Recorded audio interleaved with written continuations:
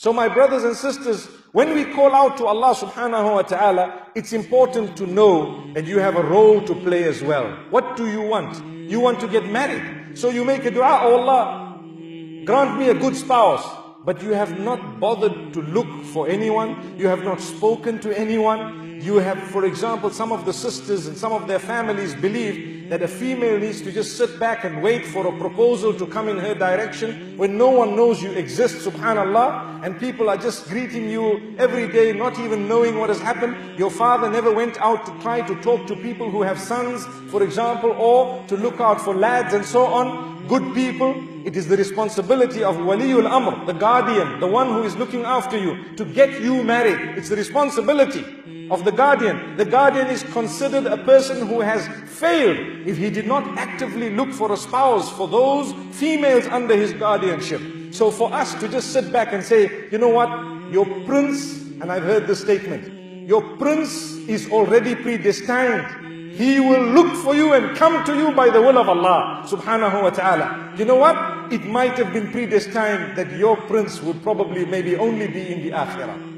May Allah grant us goodness in the dunya as well as in the akhirah. But if we are sitting here and we'd like a spouse here, do something about it. Say the name of Allah, seek the help of Allah, but actively search for a spouse for those under your guardianship. It is a duty upon you. And this is what we fail to realize sometimes.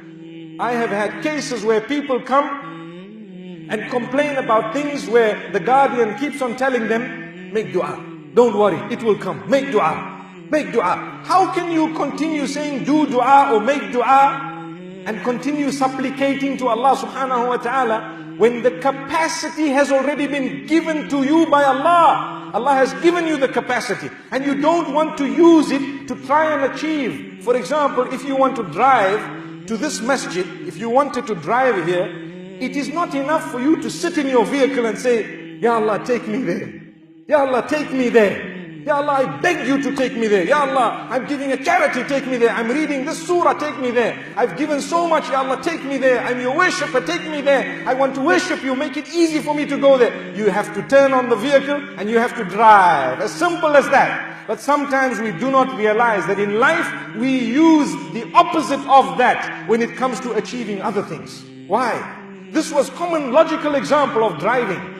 Allah gave you the car, Allah gave you the energy, you have the driver's license, you know where the place is. How dare you just sit back and blame Allah for not having gone for Salatul Jumu'ah? No, you are answerable because you sat back and you did not utilize the energy. But if a person did not have energy, if a person was immobile, paralyzed, and they couldn't even move, and they made dua, Ya Allah, let someone phone me, because if they could not phone, say they were paralyzed, may Allah protect us all and grant cure to those who have paralysis. May Allah grant cure to all those who are sick and ill as well.